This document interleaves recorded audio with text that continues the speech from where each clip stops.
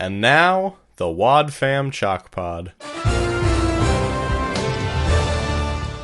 Hello and welcome to the Wad Fam Chalk Pod. I'm Dylan Weaver. I'm Andrew Sabo. And this is it, guys. This is it. We have finished the Novacom Saga. The box. It's empty now. This is the last drop. The Nova box is empty. Exactly. If you look on the underside, it says Vale Industries. Whatever that is. It's not a planet.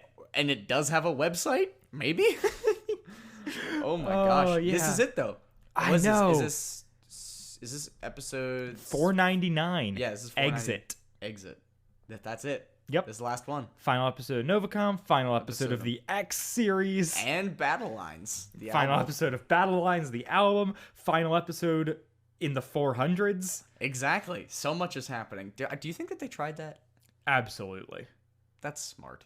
Yeah. Good for them. Because episode 500 is like a clip show. Yeah. And then like 501 is the Adventures in Odyssey's 15th anniversary. And 502 is like Focus on the Family's 25th anniversary. Wow. Like they just did a bunch of like big episodes in a row. Because they took time off, probably. Yeah. Yep. As a recovery. And yeah. Do we have a promo? We do have a promo, Andrew. I think that's what we do now. We have a promo. A countdown. We've got 19 minutes to turn this thing off. A quest. I have a plan. 5 minutes to go. With an ominous sign for the future. Connie could be in bigger trouble. They won't make it in time. Is this the beginning of the end or the end of the beginning? Only 3 minutes left. Connie! Don't miss Exit, the exciting conclusion of the Novacom Saga. Next on Adventures in Odyssey.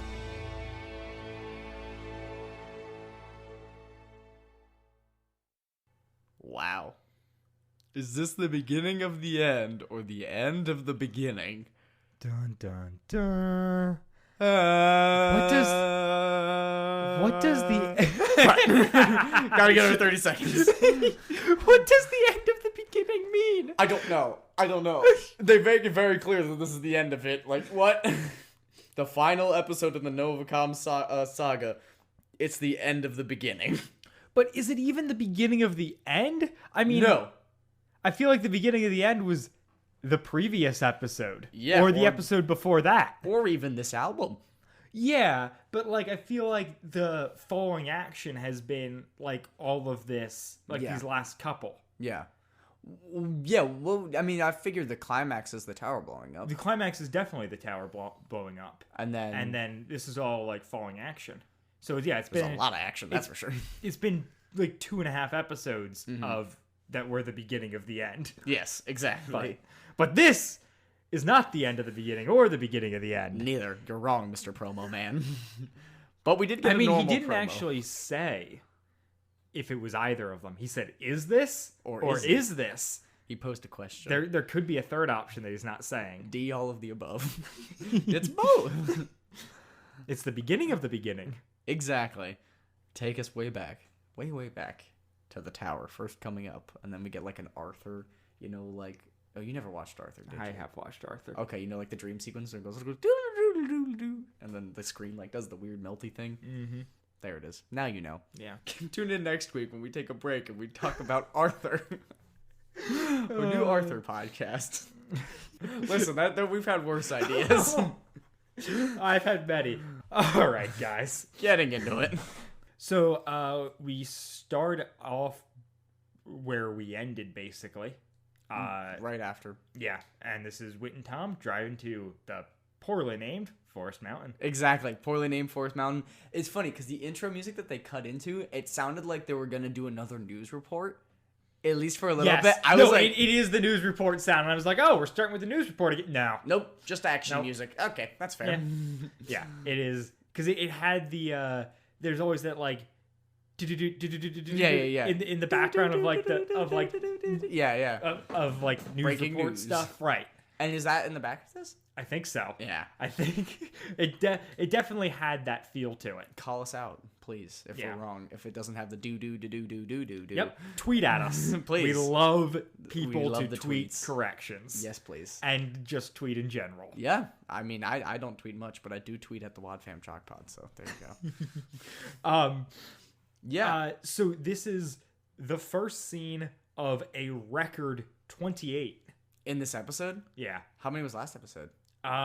24? Something like that. Last episode, like, they don't normally post like a count of scenes.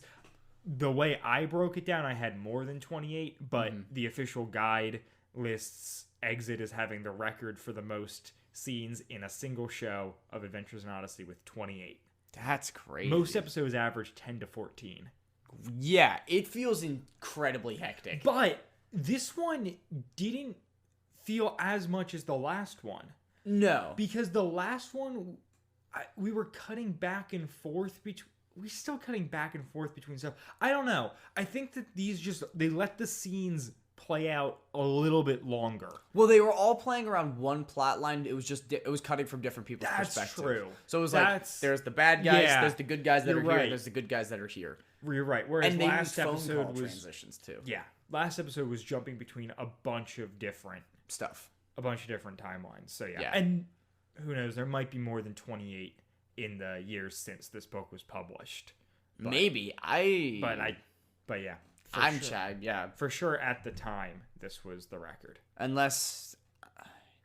I don't know why they would have any reason to do more than this. Like, Right. No, I mean, through album 50, yeah. we're at the record of 28. So... Yeah, and so then we cut to Whit on the phone with Jason, kind of basically telling him that they're at they're going to the shed, basically, or the old tower, right? Yeah.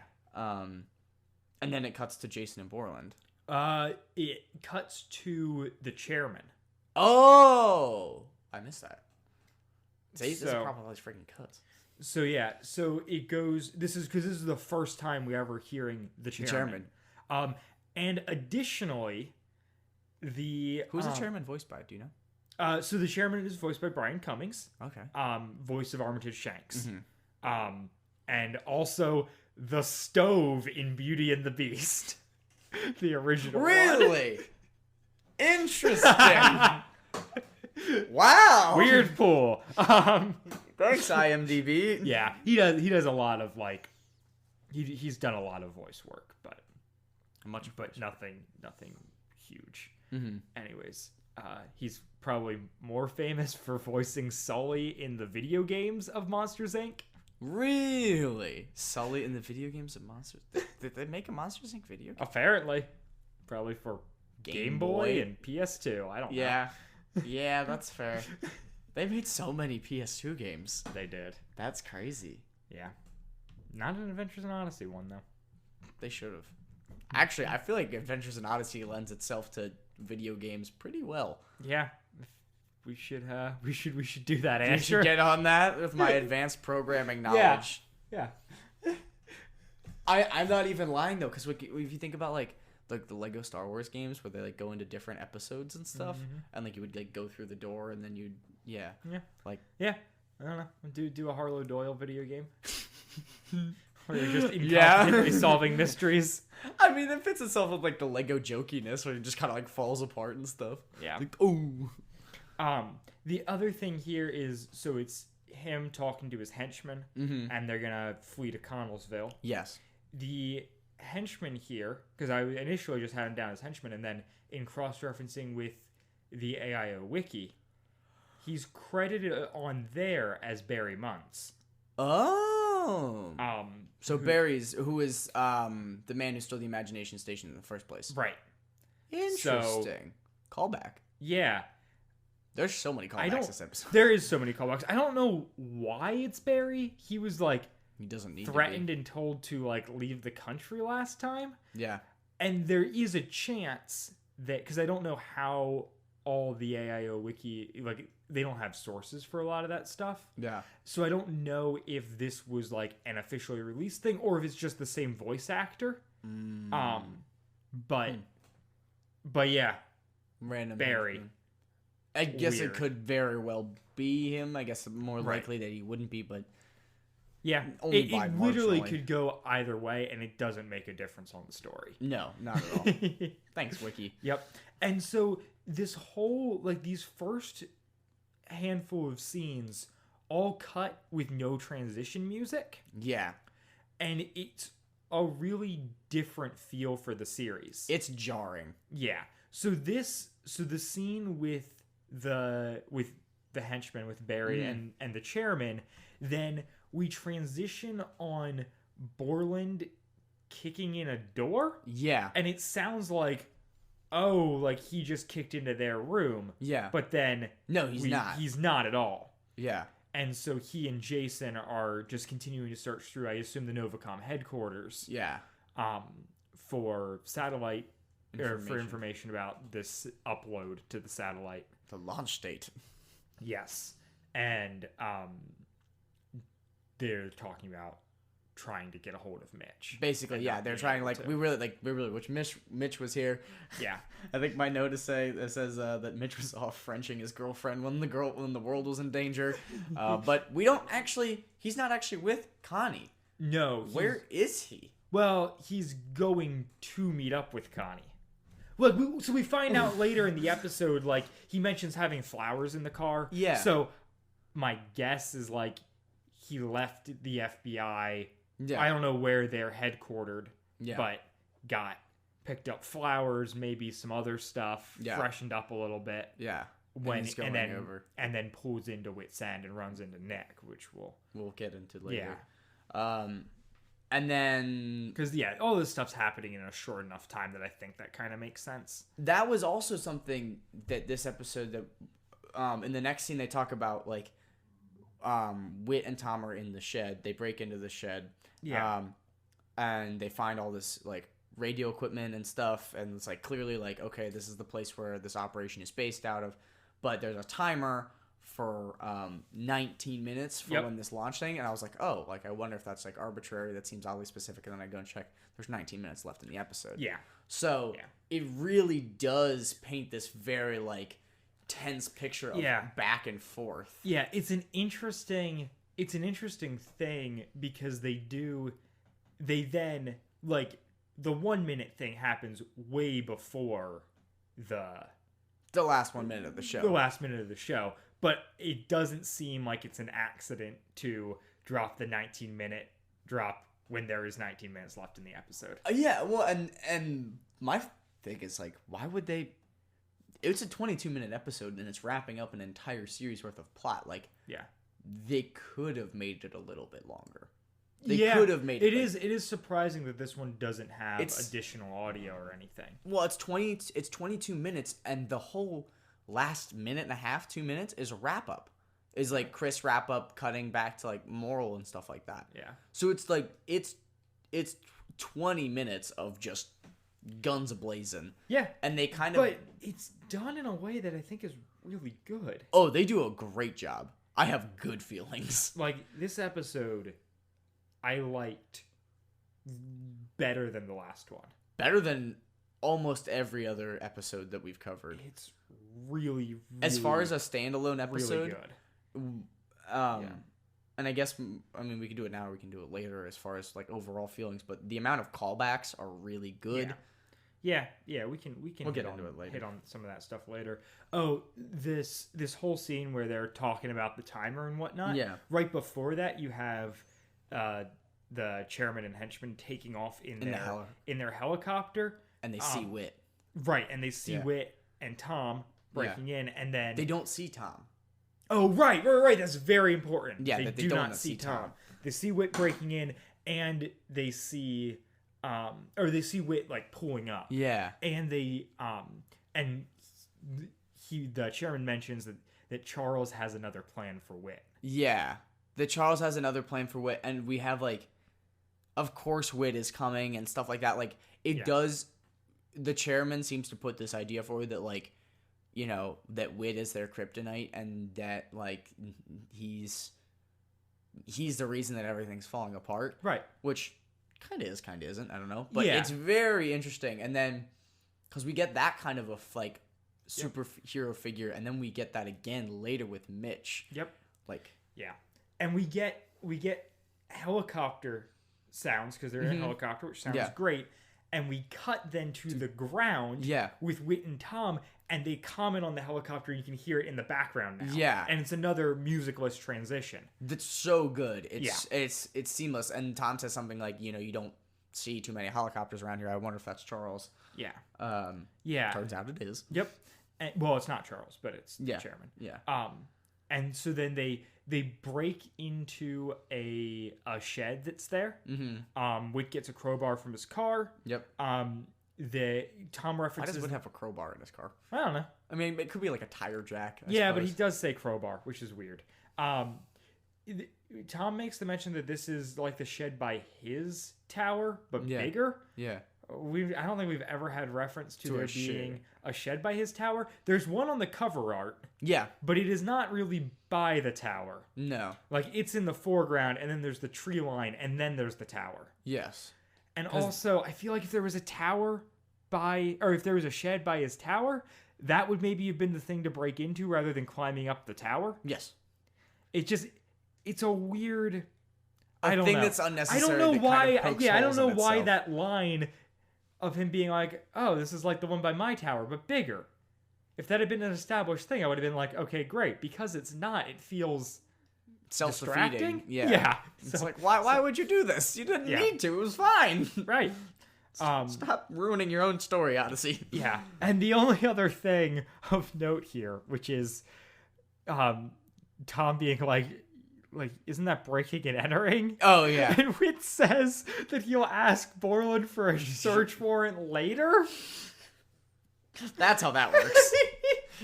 I'll just like ask him like an IOU on the search warrant so I can commit this felony. A nice retrospective search warrant. Or retroactive, not retrospective. He is a superhero. He can do whatever he wants. It's really funny. Considering he's not blowing up an entire city, I feel like he's doing all right as superheroes concerned. Yeah, fair. And then I'm talking to you, Man of Steel. I think we got that. I think we got that. And then we commercial break. Yeah. And come back in on the same scene. Right. Which threw me off a little bit. And was there music? Yeah, there was a music fade out. Yeah, because you commercial break music. And then we get Tom's line. So they do like the classic, when you go out on a scene for a commercial break and then come back on a scene in like any medium, you always have it recap the previous thing. Yeah. Like you either I can't believe that just happened. Right. Have a scene, commercial break, and then come in on a different scene. Or you have a scene, commercial break, come in on the same scene with them basically doing a different take of the same line. It's really common in like cartoon animation. Yeah. Where they'll like have it shot from a different angle, but the person is basically saying what they just said in a slightly different way. Or in like the like even more like the less nuanced way of doing it is to, you cut on a line of like that's kind of cliffhangery, and then you come back in on that the same line, and then they're finishing it. Yeah. And so that's an interesting like director's choice. It feels like most of the time when Odyssey goes to commercial, they come back and it's a different scene has changed. But because this one is literally the same time, it comes back and it's Tom saying, it takes me longer than 19 minutes to figure out my alarm clock. Yeah, it's so good. It's such a good line. I love it. 19 minutes to turn this thing off. It takes me longer than 19 minutes to turn on my alarm. Yep. Oh, what a hero. I love Tom this episode. Yeah. It's really good. I want to take a moment just real quick, because if we're talking character arcs here, it is perfect to have Tom being the one that ultimately dismantles Novacom, considering that it started there and it basically is ending on his property, but in a kind of identical situation. Right. It started with the tower on his property. It's now ending with him stopping the tower. He was also accused of blowing up the tower and got off. Oh, yeah. We missed the line earlier when they're going to break in, and he's like, isn't that breaking and entering? And he's like, I'm an old jailbird. What are they going to do to me? It's a great line. It's so good. Tom is like, it's so good because he's like so nervous and like like there's later when he's trying to like shut down the device and he's like on the phone with Jason. He's like, I'm sweating bullets here already, Jason. I need help. Like, Yeah. He's like this nervous, like giddy joke machine, and it's really good. And I like so much of what they do with his character, where it's like, this is clearly not his wheelhouse, and he is struggling, but he's not incompetent. No, and he's trying, like, and he's trying, and he succeeds. Like he does it all. Yeah. But there are moments like when it's how to spell triumphant and those sorts of things. E-N-T. Right. I-N-T? Is it E-N-T or I-N-T? It's A-N-T, Tom. But I like that it's... Yeah, I like the way he does it. It's a really good Tom episode. Where he's not this fumbling idiot who, like, stumbles into saving the day. Yeah. Like, he genuinely does it, and he overcomes his struggle own for him. odds, yeah.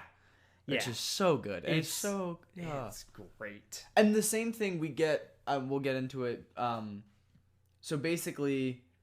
They're in the shed. They call Jason to figure things out. Yeah, well, Jason... Whit calls Jason and then there's no cell signal in the barn. Yeah. Or in the shed. So he walks outside to do the call. Jason's like, okay, like, you can call me. There's a phone in there, and they don't know if they should use it. And Jason's like, look, you're just going to have to use it. Yeah. Whit walks back in. The phone rings, and he's like, oh, Jason must have figured it out. And it's Charles holding Connie hostage. Yep. Oh my gosh. Yeah. I forgot about that. Yeah. Yeah, I had memory of Tom being the one to actually stop the thing. And so when Whit has to walk outside for the call, I was like, oh, is that how it works? Like, is Whit taking the call and then just yelling instructions into Tom? Like, is that the thing? Yeah. No. So Whit has to take off because Charles has kidnapped Connie. And basically he says, like, you have to come get her. Otherwise, whatever, like, basically I have her held hostage and you have to come get her. And so then he kind of, like, I don't know if he just, like, puts the phone down a little bit, but he's like, Tom, you have to stay here and figure this out with Jason. No, he hangs up because Charles says he'll call him up on his cell then as Whit drives into town. Yeah, and you have to call Jason. You have to figure this out because they don't know that you're here. Here's the number for Jason. He doesn't seem to know you're here. Yeah. Like, I have to go rescue Connie. Don't tell anyone what I'm doing. Yeah. Because they don't need the distraction from trying to literally save the world, but he needs to go deal with this, which is a good move for Whit. Yeah, and it is a situation where it's like we've seen Whit be kind of cold and heartless so many times, and then we see him just being like, well, it doesn't actually matter because what's most important right now is me saving Connie. Yeah. And whatever I have to do, whether, Yeah, and it's maybe a little bit like really Whit, like you have to take this all on yourself and not, accept help in it. Yeah. But it also, I don't know, it feels right for whatever reason. Well, it feels justified in the moment because because he clarifies, don't call the FBI, just you. And then he... Yep. Yeah, Charles does the classic villain thing of, like, come alone. Yeah. Like, you can't, or else something bad's gonna happen. Yeah. And so, this is, Jason's whole thing when he calls is, like, he thinks he has a plan to stop it. He's found some stuff. And it's interesting because they was previously like, man, this is the kind of thing we need Mitch for. And then they figured it out without Mitch at all. Yeah. Which shows kind of that they had that line just to remind people that Mitch was supposed to be there. Was with Connie. Yeah. Which... Whatever. Yeah. No, it's like, it's a good way of doing it. Yeah, it is a really good way. It's one of those things that only because I'm taking ridiculous notes am I like, oh, I see what you did. But, like, just because you have dialogue to service the plot is not a bad thing. No. That's literally what you have to do. It's a radio show. Yeah. It's all you can do, pretty much. So with the phone call, with Charles, So basically, he calls up Wit. Wit's getting in his on car, Wit's cell, yep. and they're saying like, you know, like how do I know that you actually have Connie? Then he puts Connie on the phone. You hear her voice, and then Charles kind of explains how like, listen, you know, my boss doesn't like me. The FBI certainly doesn't like me. Like, I have nothing to lose. Right. And he's like, what are you going to do to her? And he's like, the point is that he's literally, his back is against the wall, and the only thing he can do is hold this other person as hostage, so to give him somewhat of immunity at the moment. And so now Jason's walking Tom through steps. Yes. Has Tom put in triumphant. Yes. Which was previously a word when Mitch was getting the shopping list. Oh, yes. You know, Grizzly Chips, Triumphant, Fizzy Cola, Launch Date, Triumphant, Claremont, all of that stuff. So Triumphant was in there and is now the code that opens. That opens a secret room with the Imagination Station inside. Yeah. The Imagination Station, that was stolen from Wit's End by Charles's goons because of Erica. Yes. Freaking Erica. Through the tunnel, which we will later call back. It's real good. It's really good. It's so well done. And like the sounds of like the wall sliding back, it's like oh my gosh. Yeah. And so we jump to Mitch and Nick, right? Mitch and Nick. I love Nick. This is so good. So good. Nick is really good in this scene. So they review Nick's basically like Wit's End's been closed for the trial. Yeah. And like he's just coming to clean up the kitchen. He also says, "I'm glad to hear you're alive" to Mitch, which is great. That's a nice callback. And so they're just kind of chit-chatting out there. Yeah. Mitch is like, Connie's car's here. She's not. This is where we were supposed to meet. Yeah. He's concerned. And then Wit's camera moves. Yeah. And you kind of hear like the zzz of like the camera moving. And he's like, and then he starts talking all quiet. And he's like, do the cameras normally move? And he's like, well, you can control them in Wit's office. But and then they basically kind of realize that something's happening. Yeah. Somebody's in Wit's office, pretty much. And we immediately move to Charles watching them from Wit's office, and Connie's there tied up and gagged. Yeah. And then he says something like, how could you make so much noise with a gag on, or something like that? Yeah. Yeah. That's funny.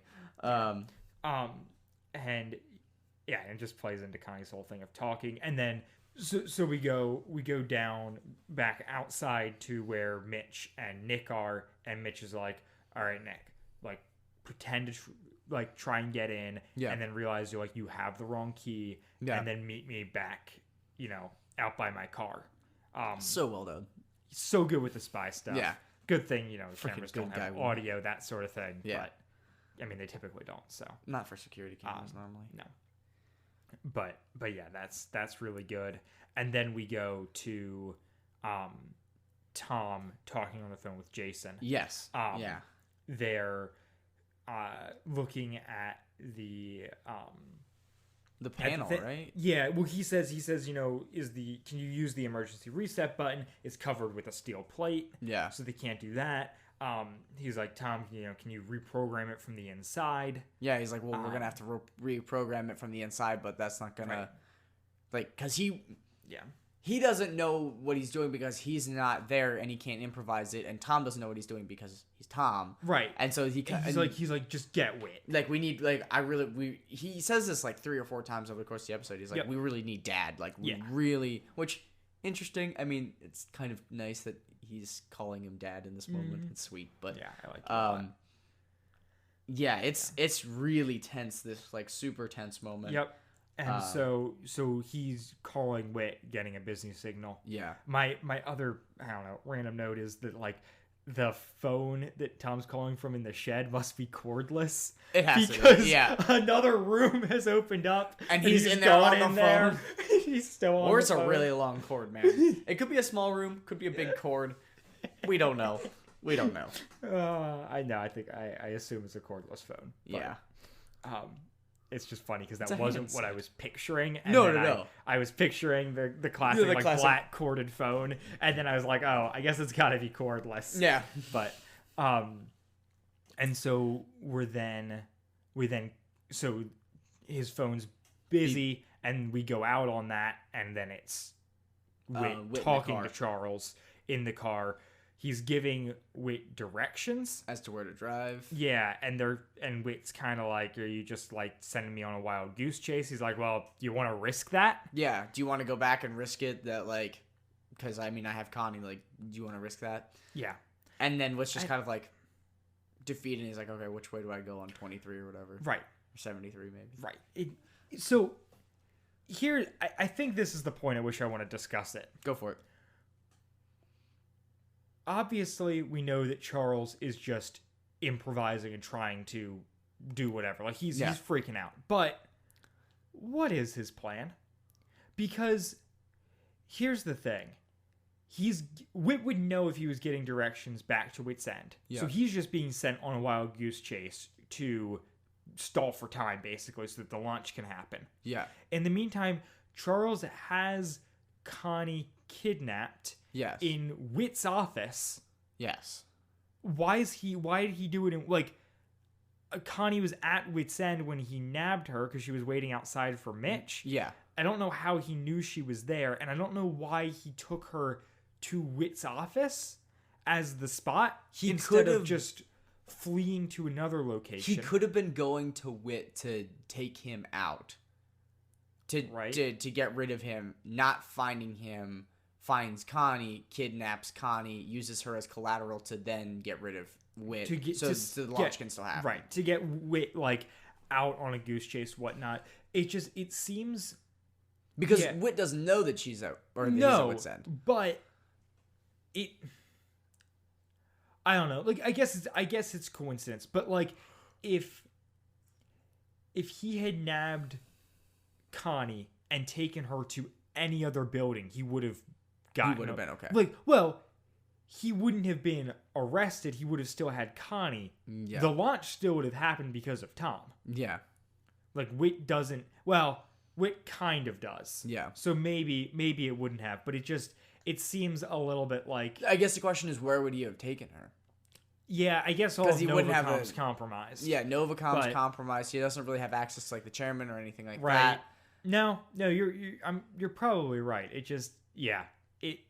Everything lines up really well. Conveniently. Yeah.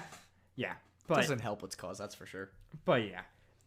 So we we then commercial break again, and we go to Mitch and Nick talking, and this is where they're like, Mitch is like, is there any other way into the building? And Nick's like, well, no, like proper way in. And Mitch is like, what does that mean? He's like, there's the tunnel. I got in trouble for using it. And Mitch is like, look, Nick, like we gotta have to do it. It's such Connie's a good life callback, is on the line. It's great, and I love Mitch just being like, oh man, Nick's like, I'm gonna get fired. Mitch is like, I'll take all the blame. Yeah. What a guy. And then we have which is the opposite of kind of what happened last time, as far as like how he was handling it. Good character arc, but also we get mention of the servant's staircase in the kitchen because he says, okay, is there any way into Whit's End that we don't know about? And he says the tunnel. Is there any way into Whit's office that we don't know about? Right. The secret servant staircase, which we also have already known about. Yep. Servant staircase doesn't have cameras. Yeah, is the big thing. Yeah. And so then Nick. Oh, I guess we should cut back. There's just like a real quick 5 minutes to go warning from Tom. Yeah. And that's it. Yeah. And then we cut to Charles watching the cameras up in the office with Connie, and Nick walks in, starts through mopping the kitchen the and floor. starts mopping, and then he's mopping the ceiling and he blocks the camera. Yeah. And it's like Charles has great voice. He's like, "Oh, good boy, Nick. You're mopping. You're cleaning the kitchen. Yep. And what are you doing with the ceiling? Ah!" And like you can't see it. Yeah. It's really good. It's a testament to Charles is scrambling and doesn't have a plan, but like he walks out of Whit's office. Yeah. To go down and do what with Nick? pull a gun on him, bound and gag him, I suppose. I guess. That's probably the only option. Yeah. Which we really don't know what happens to Charles at this point in time, No, do we? we don't. We never really find out how... Well, no, we do. We find out really quick. So he blocks the camera, Nick blocks the camera, Mitch leaves, or... Mitch just is out. Charles leaves. Mitch comes in. So while the camera's being blocked, Mitch comes in the kitchen entrance, goes up the servant staircase. Yes. As Borland's coming down the regular staircase, he then goes to its office, opens the door, saves Connie in a Pure great superhero. And a great scene. You saved me. But it's not overly cheesy. No, it's not overly cheesy, and it also doesn't paint Mitch as being this you made the superhero joke, but it doesn't really come across like that as much. No, not at all. He's just kind of just doing the thing. Yeah. He's very much a normal guy in this situation. More so what I would say is when they interact with Connie, so he goes in, she takes off her gag or whatever, and she's like, oh, you saved me, and it's this really sweet moment, and she's like, so I guess you're really not dead, and I guess, I think she says, thank you for doing all this stuff. But the way that the sequence of events that she goes through, she says, thank you for doing what you did as Aram, and then dying, and then not actually being dead, and then saving me. Yeah. And it's oh my gosh, Mitch is a messianic figure. He's just Jesus. Yeah. Which is crazy that Mitch... And... Okay, I'll do it now. Yep. In this episode, we get this really cool idea of people relinquishing their power and still accomplishing the greater good, as opposed to taking up arms and fighting back. Yep. So Whit relinquishes his power to save Connie and basically takes himself out of the equation, even though he's the best one to deal with it. Yep. And we get the same thing with Nick, where... Mitch. Oh, I'm sorry. Yeah, we get the same thing with Mitch, where he gives up his power as Aram to work for the FBI and do their thing, and then is able to again. Right. And he also has abandoned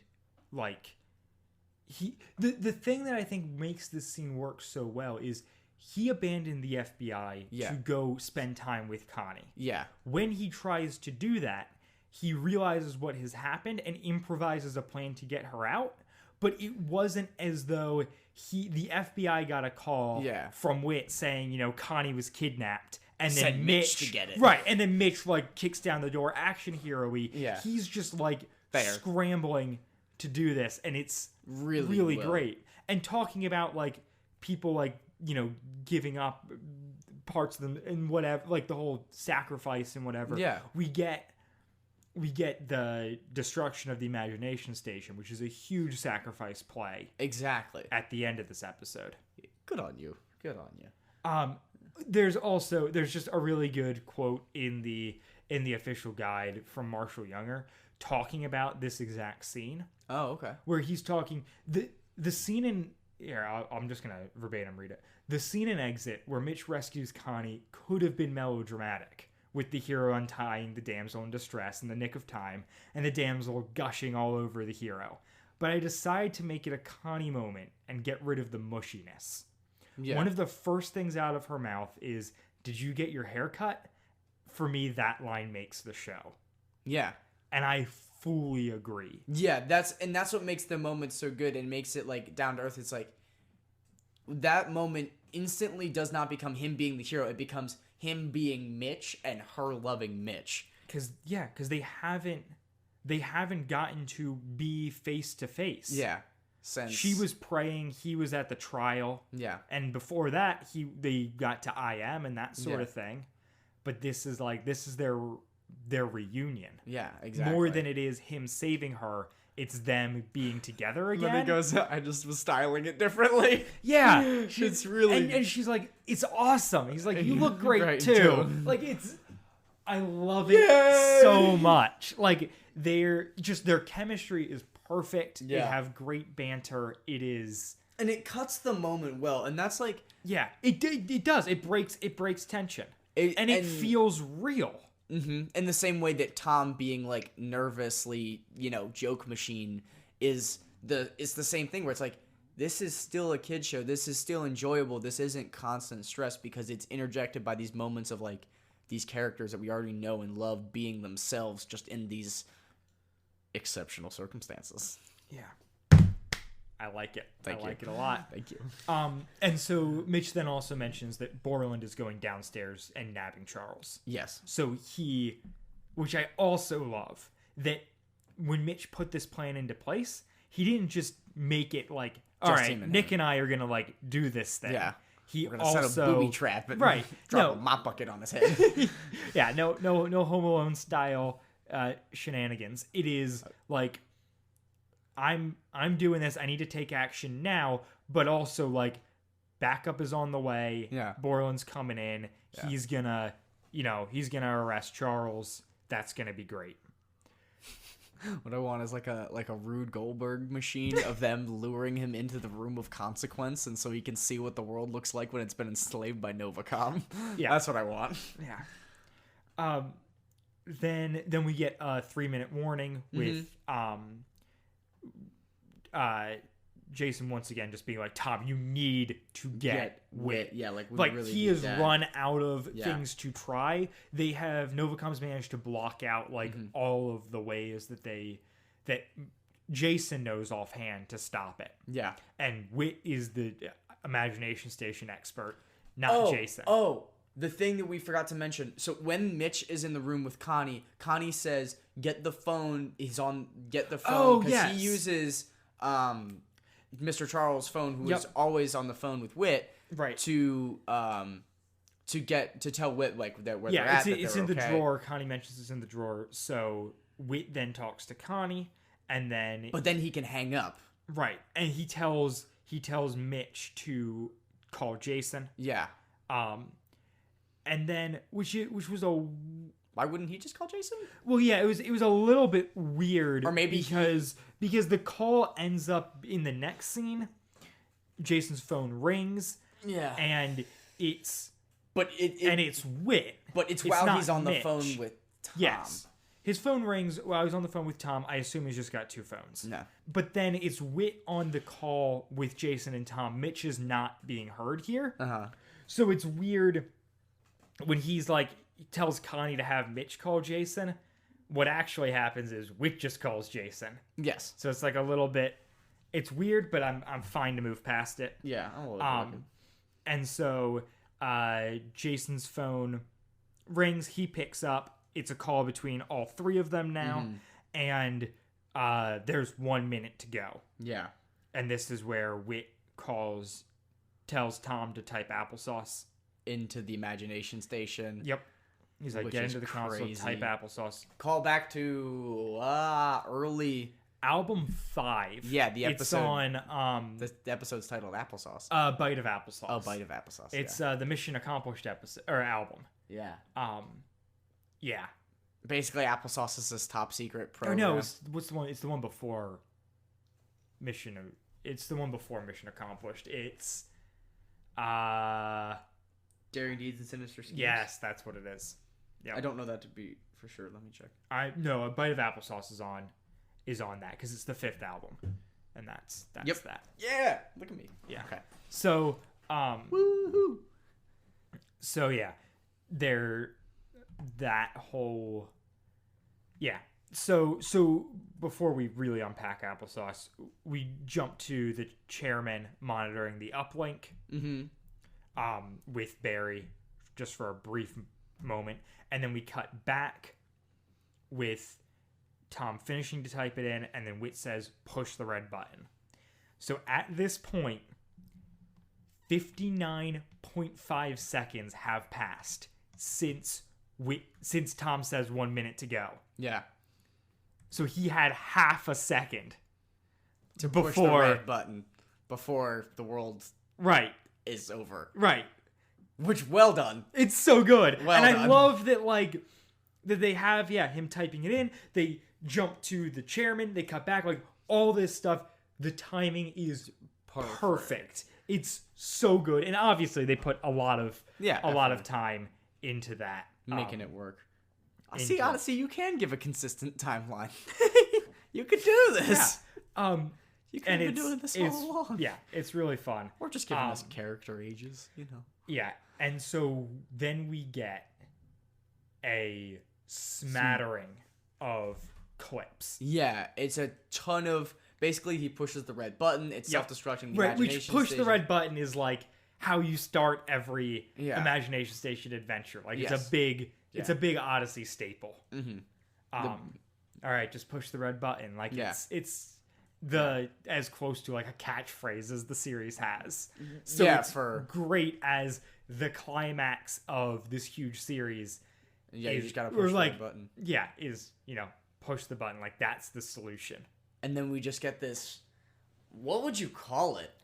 I put SoundCloud.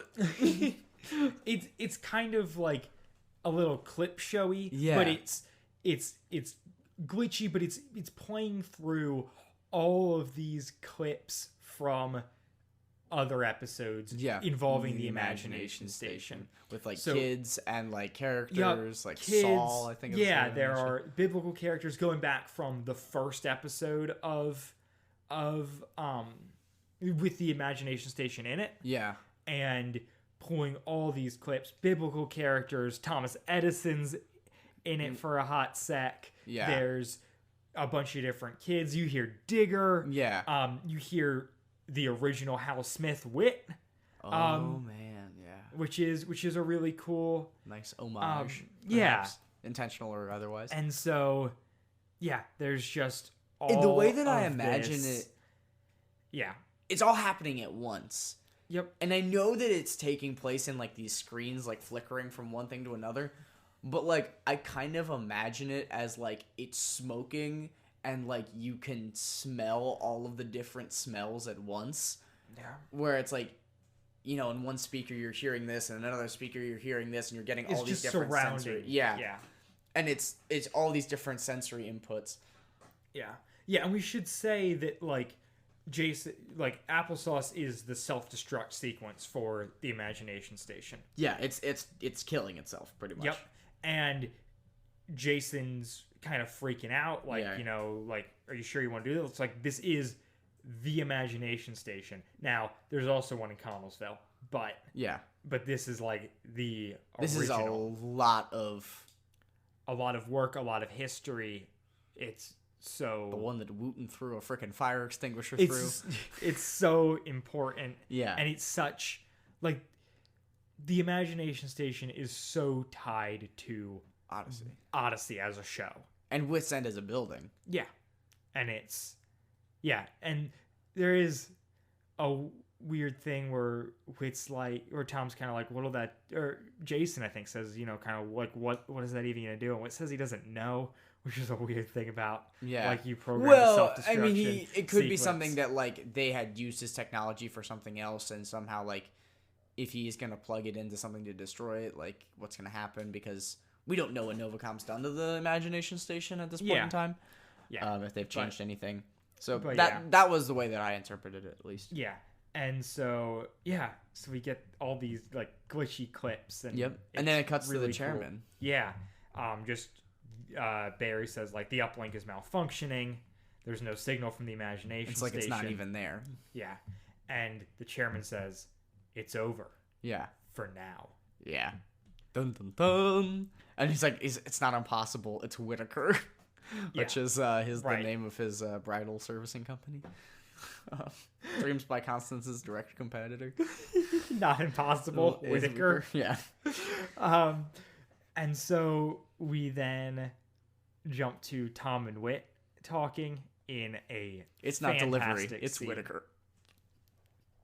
Okay, I'm done. I promise I'm done.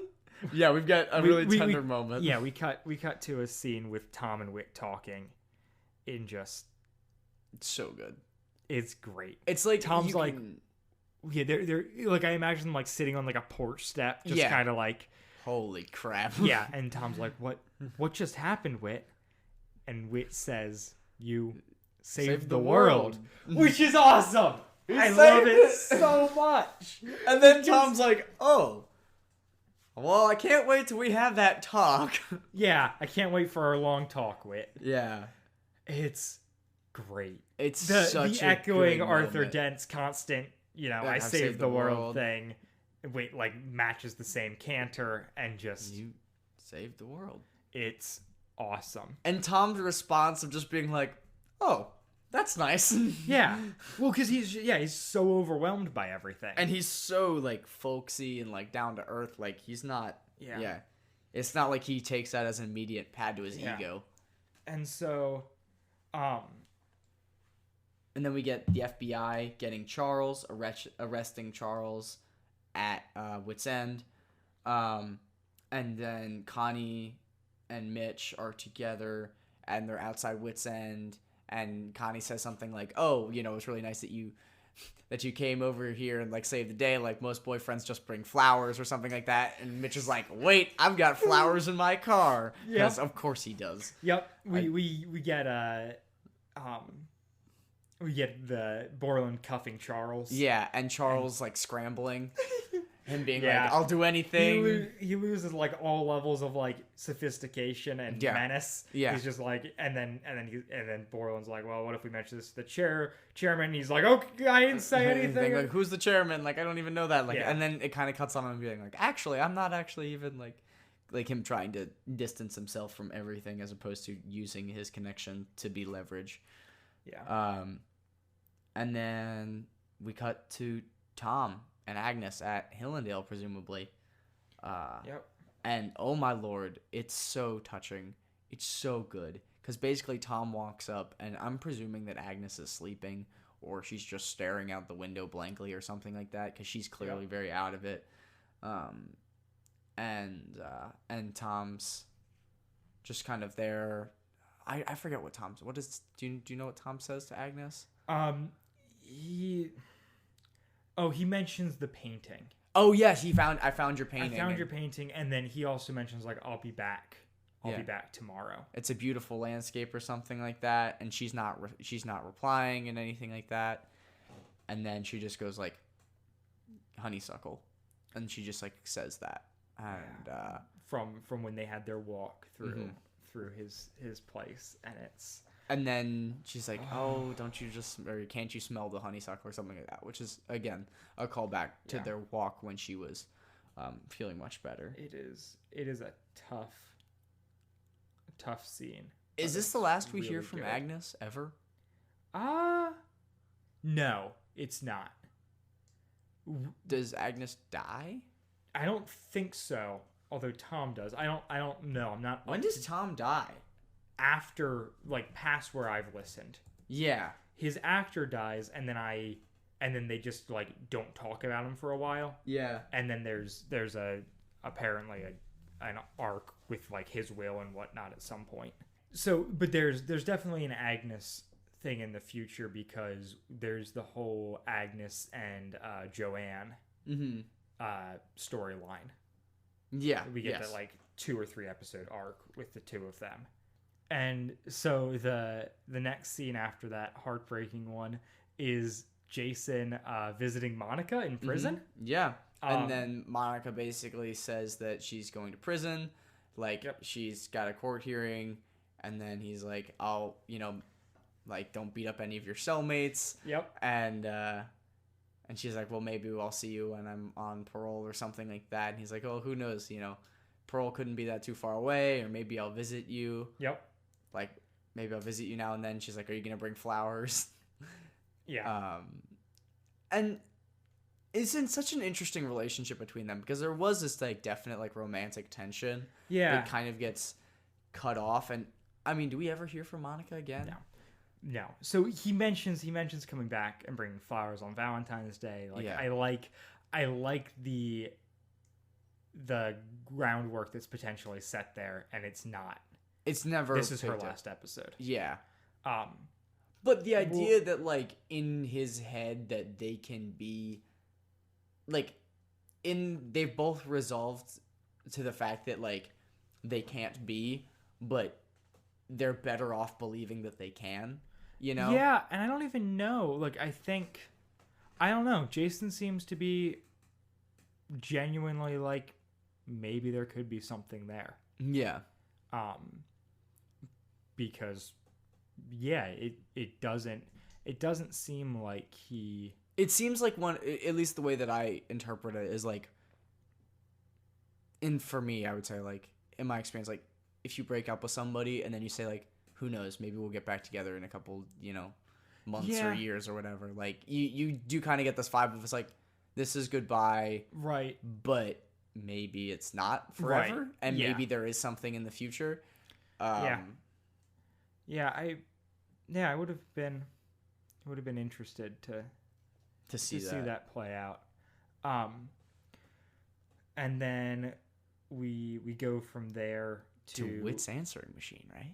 No. There's a scene before that where Wit's putting together the imagination station and Alex is talking about joining swim team. Yeah. It doesn't serve a real purpose except to set up things are like going back to normal. Yeah. It's like the whole point of it is it's just like literally just Wit talking about kid things with the kids, and it's like things are normal now. Yep.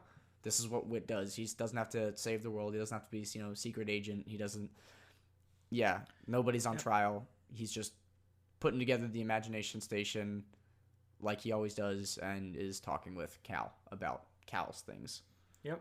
Which is so nice. It's Alex, not Cal. It's Alex. I'm sorry. But no, I like it a lot too.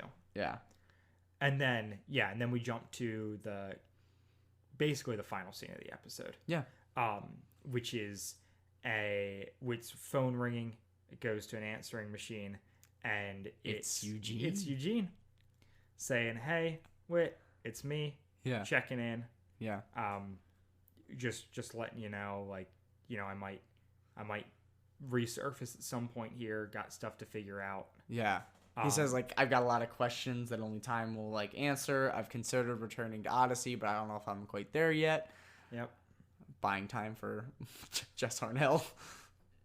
Will Ryan, sorry. You're talking about, yeah. Buying time for Will Ryan to get back on the series because he's still got, like, another 2 or 3 years till he turns up again. Yeah. And this is all existing lines repurposed. I was gonna ask you. I figured that was the case. They did it nicely because they could do the glitchy, like kind of glitchy. His phone's cutting out. Yeah, it's fuzzy because it's on an answering machine. All of that stuff, but there are a couple like notable things of. It starts off with the "Greetings, Mr. Whitaker. It is I, Eugene," which is from Polka Dot Berry Christmas. Oh. There's also lines from The Turning Point.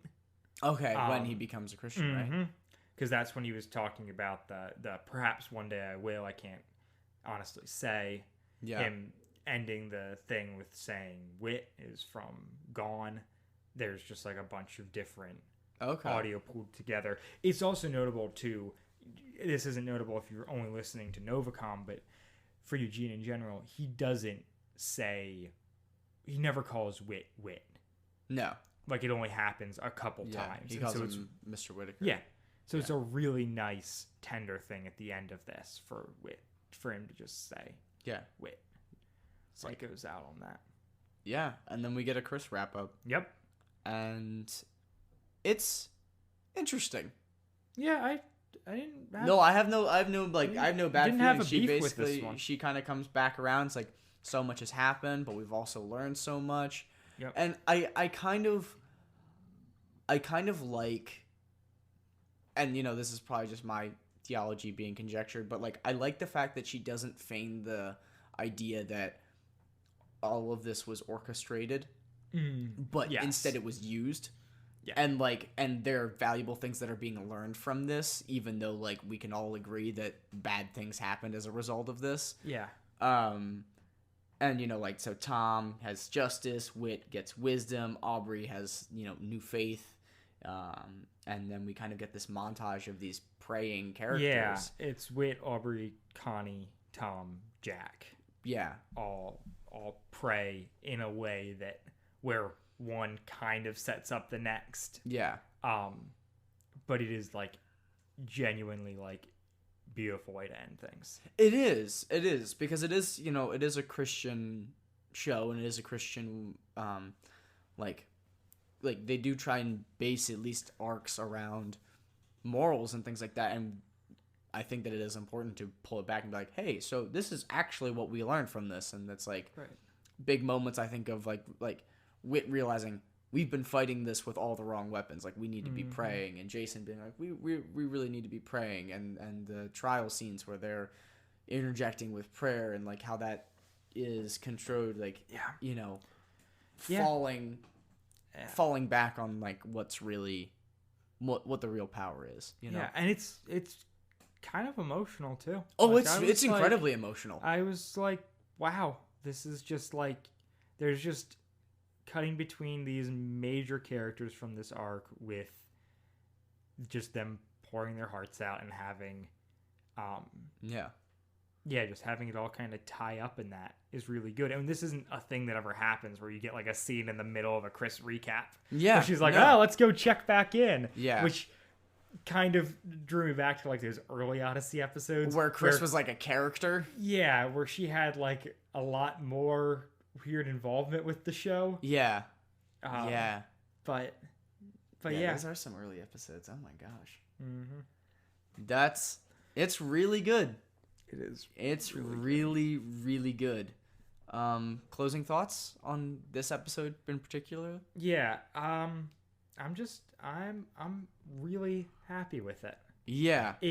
I love that they did, like, they set enough groundwork in the previous episodes where they could kind of wrap up the climax of this episode around like the halfway point, and then have like a nice easing down, return to normalcy, people actually talking about what just happened and that stuff, which was really, really cool.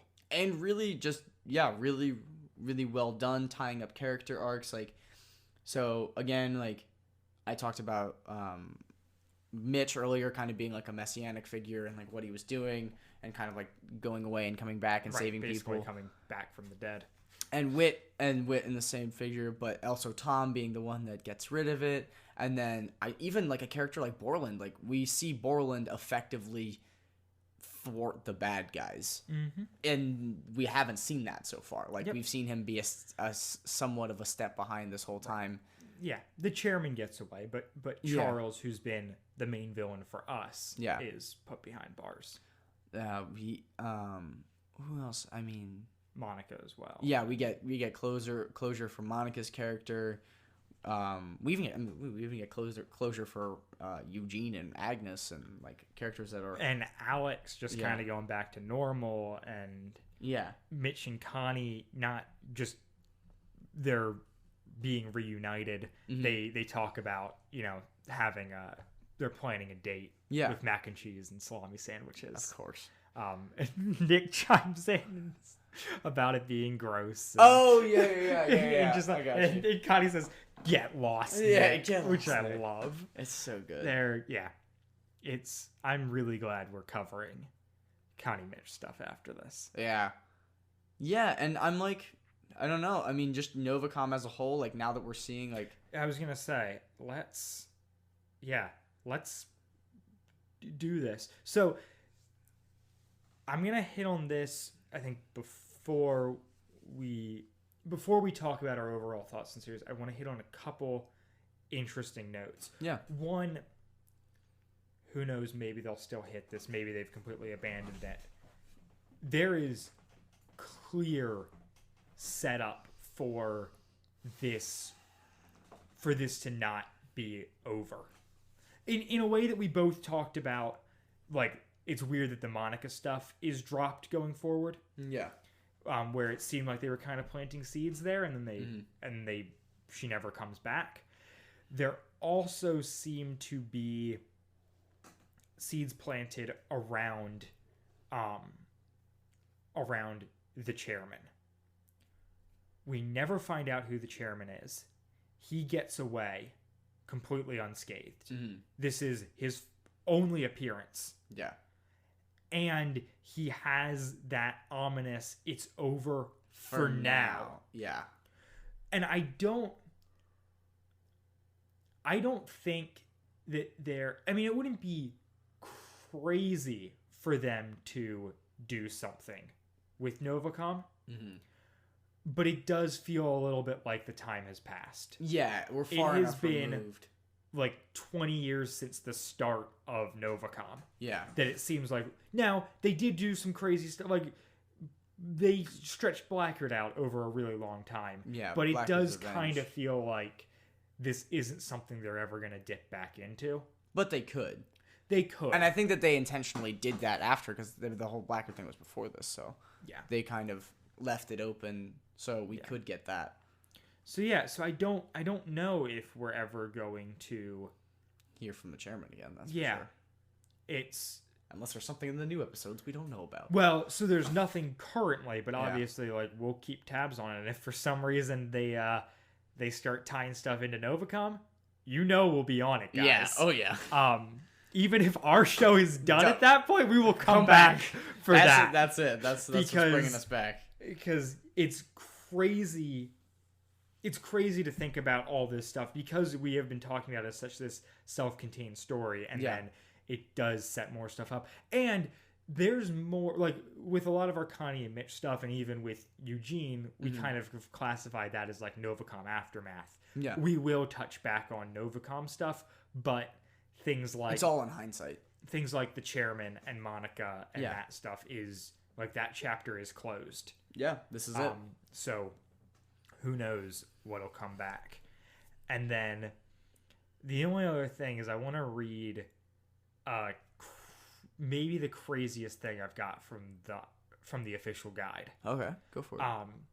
Which is they're talking about the early stages of the brainstorming for what's going to happen with Novacom.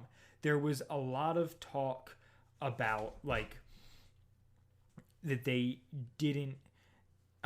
There's a quote from Paul McCusker saying, like, he can't wait until this is all in, like, one volume. Yeah. Because it's gonna, like, just so that you can figure out what is happening. It's like, it was such a simple idea when we started. And it is just his quote. Exploded. Yeah. And the Kathy Buchanan, John Beebe, Nathan Hubler all, like, cite Exit as being their favorite episode of the Novacom Saga. With Marshall Younger coming in to be like, Plan B Part 4 Resistance is his favorite. And I was like, I love it. I like the one contrarian. And also a great choice. Oh, yeah. It's a top-notch episode. But there's this portion in the book where they're talking about planning the how this thing was going to end. Mm-hmm. And it's crazy.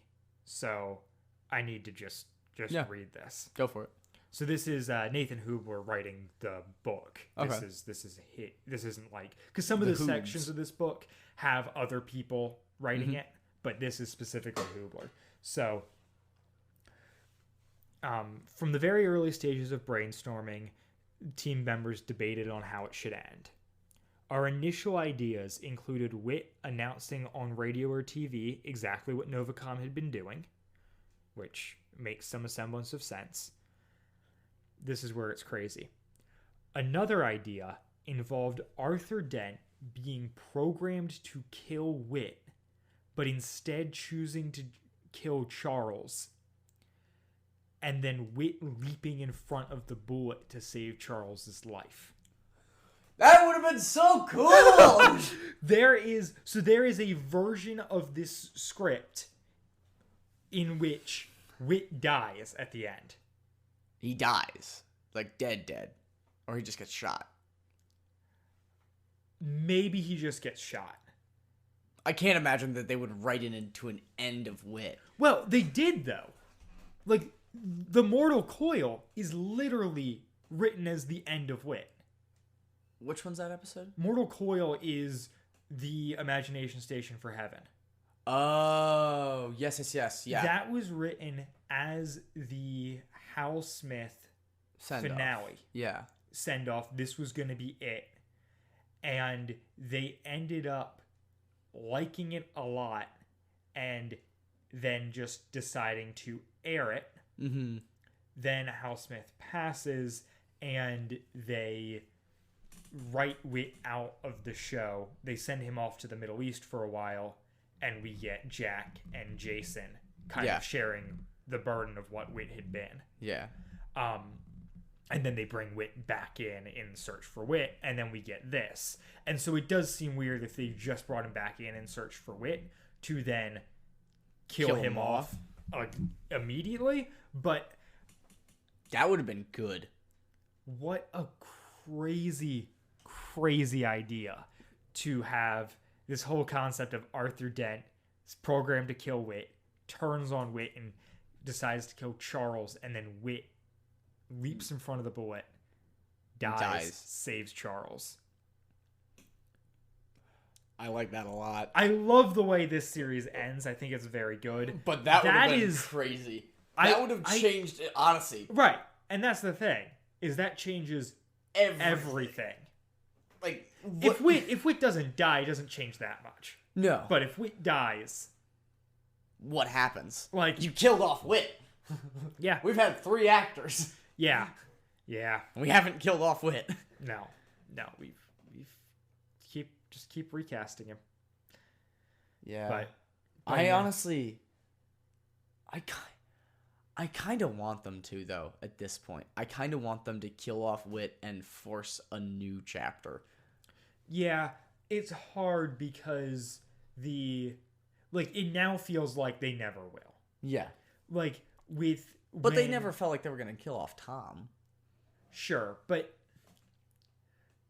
they also deliberately never... Like, Tom wasn't recast. Yeah. Whereas you had a plan for Hal Smith to be the end of Whit. What happens if, like, Connie has a heart attack? Like, they're old. Like, everyone making Odyssey, like, that's kind of a concern because we had... So they had that plan, and then they recast Whit with Paul Harlinger, who we get for a while, and then he dies suddenly. Yeah. And they do a real quick turnaround on casting Andrei Stotka. Yeah. Who is currently Whit. So yeah, it does kind of seem like the plan is to never recast Whit. Mm-hmm. Or to never actually have him die. But they can do whatever. They have control. So who knows? But yeah. So you want to just talk overall Novacom thoughts now? I guess that's where we go. I have loved this so much. Yeah. The series has held up so well to analysis. It has. Obviously, we have poked holes in things. We have joked about issues with characters, all of that, but nothing to where I honestly disliked anything. No, I don't not like the series as much now, which is saying something because I'm a different person. Yeah, I'm a different person, and I have different perspectives on certain things. Yeah. And I've definitely, there are things that I dislike.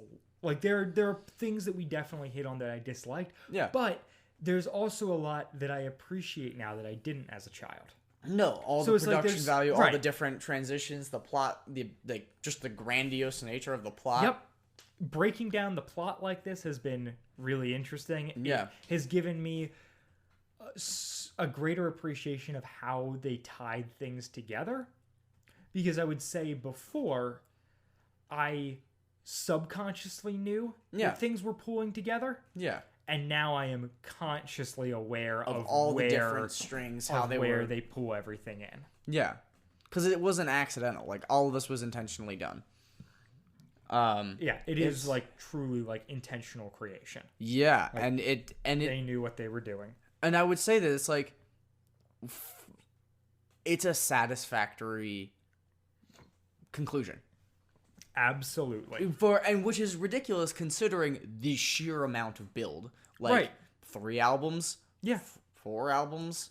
It's been over 4 albums. Yeah. Like across that, and just building this plot, like all these things are happening, character development, character arcs, building and concluding in different ways, and this is how it ends, and like I'm okay with it. Yeah. As much as it would be crazy for Whit to jump in front of the bullet and die for Charles, I'm okay with him not. Yeah, like I think it works, and I like the fact that all of this happens and then life in Odyssey goes back to where it was. Yeah. Like, characters have grown and changed, and relationships have started in Connie and Mitch's case, and developed with Jason and Monica, and changed with Agnes, and like all that stuff. Like, it doesn't feel like it's a reset. Yeah. But it does feel like we've been through a lot, and now, like, we're back to being the small town. Yeah, it's getting back to where it was. And it's crazy because we have that incredible turnaround, and it's only because we have an established universe. We have an incredibly well fleshed out universe that we came into this with, and that we're coming back to, because all this is 30 episodes or however many it is of 28 of stuff happening to these already existing characters. Yeah. Like, it wasn't like we started the show and this is the plot of the show, and so now we have to figure out like the aftermath from it. Yeah. This is the drop in the bucket that is Odyssey, as far as like overall is concerned. And so you do have that incredible benefit of it being like, well, we killed the bad guys. Guess it's time to get back to the imagination station and, learn about greed. And like, we can have some BTV episodes, and we can do like, these characters have been through so much, and it's just comforting that they didn't go away. Mm-hmm. And like, you still have this familiar place that we didn't lose Odyssey because of Novacom. Right. The characters are just different. Yeah. Yeah. People have changed, especially Aubrey. Yeah. But we didn't. Yeah, it doesn't. I like that it doesn't chip away at what Odyssey is, and doesn't, like, I don't know, there's a comfort in the fact that things have kind of returned to the status normalcy. Quo. Yeah. Because imagine if Whit had died in the end. Yeah. Then you're spending tons of time reeling from that. Yeah. And trying to figure out what Odyssey looks like, and especially considering that the whole search for Whit and stuff didn't happen that long before this. Like, he hasn't been back for ages. Yeah. So, yeah, it would have been kind of nuts to like, everything would have been in turmoil, and I like that we end in a place of peace. Exactly. And I don't know. I just think it's a testament to the writing, and I think it's a testament to the themes that they've managed to weave into this, that the reset point is what it is, and it's so comforting. It is. Yeah. Because so much of this has been bad things happening to good people, and now it's like these good people can go back to having good things happen to them, or be in their own little world that's somehow at the center of the universe. Yeah. Absolutely. That's all I got, man. Yeah. I'm out of breath. No, thank you, listeners, for coming along with us on this journey. This has been crazy for us too. Like, it kind of feels like, even though we are continuing, it feels like our finale, because this is what we set out to do, and we freaking did it, man. Like, very nice. Like, it's been been really cool. It's been fun. Yeah, just interacting with some of the people who I don't know other than through doing this show. Like, that's been a crazy experience. Well, and you get the benefit of watching the numbers go up, and who's listening and whatnot, and it's getting to interact with people who aren't friends in real life. Right, exactly. We have two different friends in real life joke from early on in the show has now like changed. We've become the Chalk Squad. But we got the Chalk Squad. Chalk Squad salute.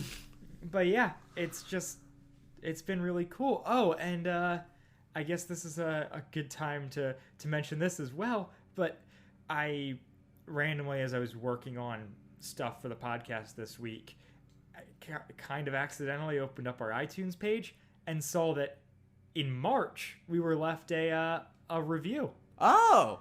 We actually have 3 5-star reviews, but 3 5-star ratings, but someone actually wrote out like a review. Are you gonna read it?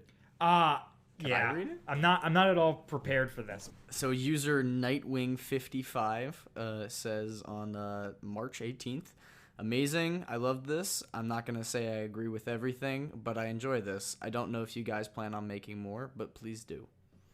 Well, we are planning on making more. We are planning on making more, Nightwing55.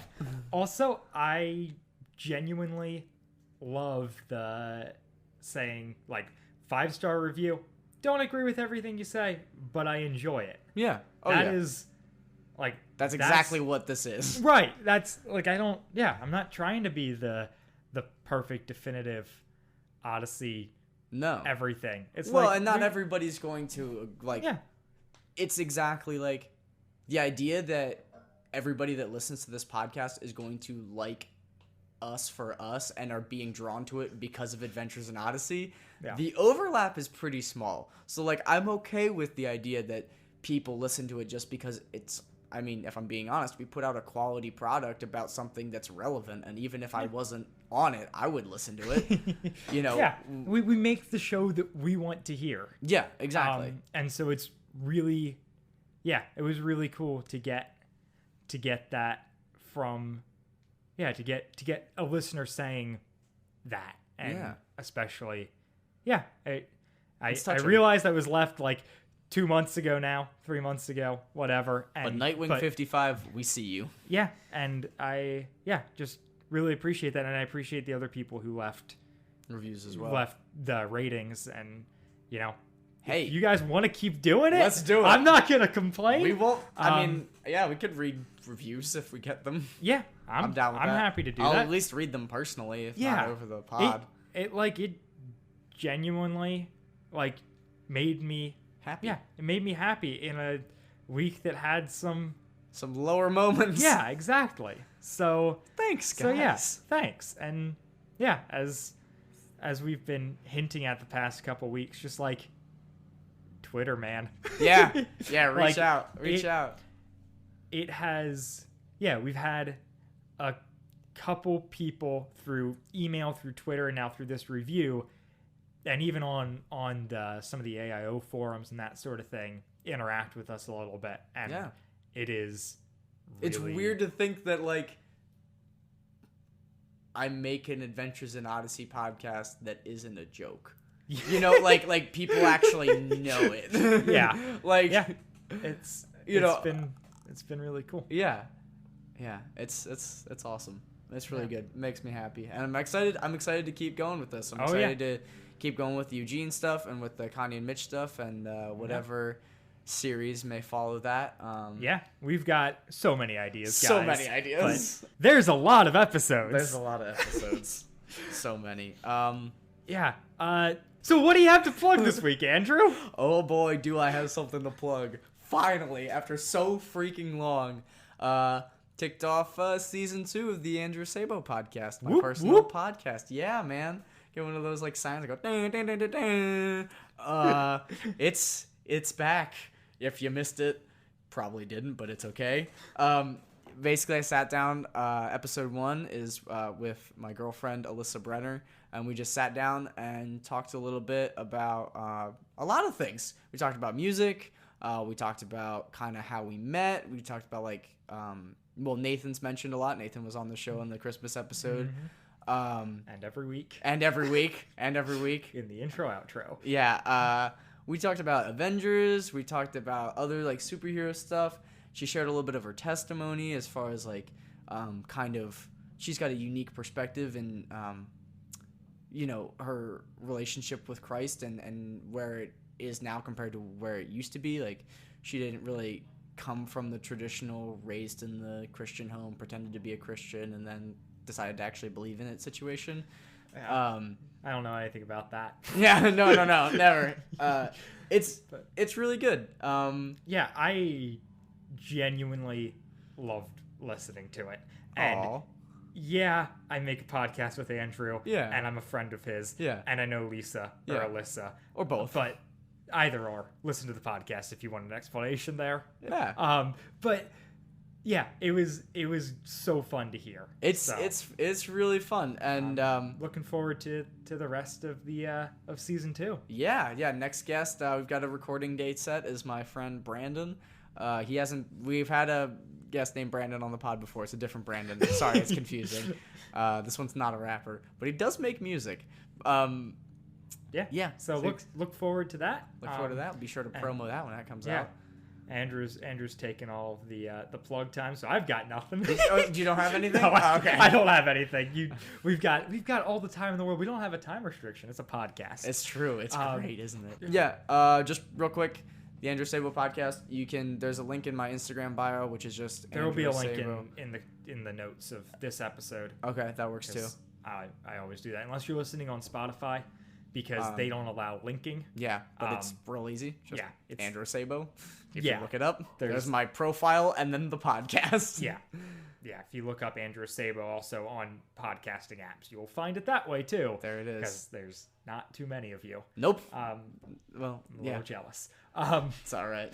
But so yeah, that's it. That's the end of our podcast. That's the end a wrap.